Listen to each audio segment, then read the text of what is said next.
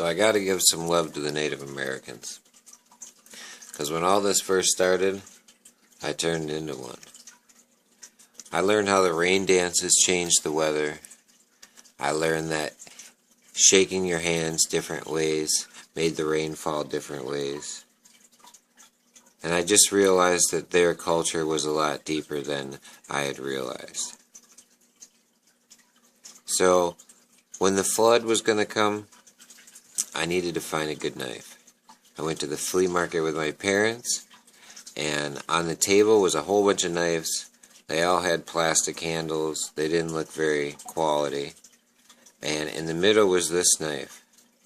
It was the only one that looked halfway decent. I asked the guy who made the knife.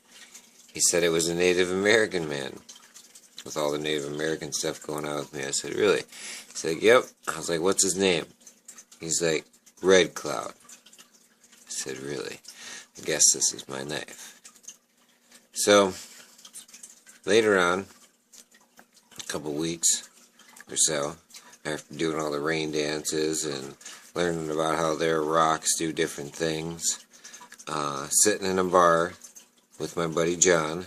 I don't drink, we were just eating, and a lady said a derogatory comment towards John's daughter, and I scolded her for it, and it went so far as we were outside arguing, and lo and behold, her nickname was Pocahontas, and her husband was General White Cloud.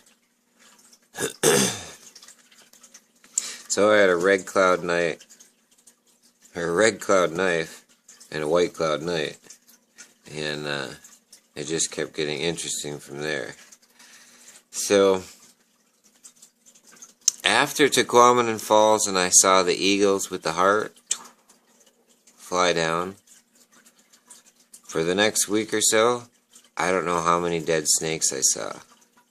I saw one in an owl, flew right by me as I was walking. I saw one with a hawk, flew right by me when I was walking, right in front of me. I would get out of the truck and there would be one at my feet. Walking, I would look down and be stepping on a dead snake.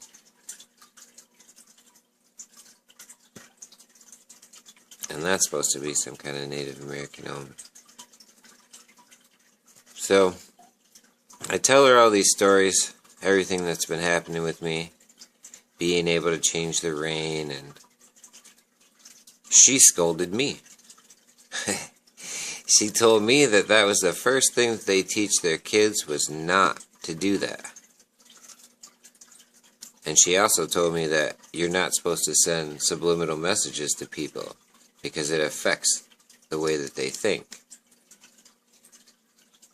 Now that just kind of shocked me because this was a culture that knew this way back then, and we don't even teach our kids that now, yet we blast them with towers and screens and think it's okay. But in Native American culture, she told you weren't even supposed to think about another person negatively because it affected the way they thought. So I took all the information I could from her, and we traded some things, and I got this baby rattle from her, and it kind of reminds me of a wand. It's got some different stones in it, and this is a tobacco pouch that she would sprinkle tobacco when she went places to do her ceremonial stuff. So the whole time she was talking to me, she had this bear claw tattoo, real dark black bear claw tattoo. I couldn't get it out of my head. I couldn't stop staring at it. I was trying to be holy. You're not supposed to think anything, bad thoughts and stuff like that, and here this tattoo just kept staring at me. And on the way home, I took the swamp. I took the swamp where the compasses don't even work. And I don't carry a phone anymore, so that swamp's a little more swampier. And when I came down the hill, there was a huge black bear sitting right in the middle of the road. I believe he can send the animals anywhere he wants to, and that they're all signs, like computer downloads. different frequencies. Stuff we don't know.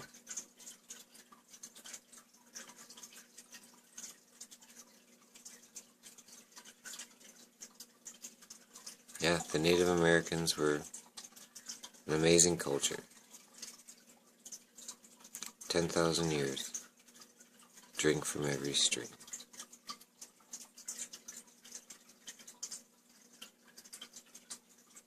Alright, be good.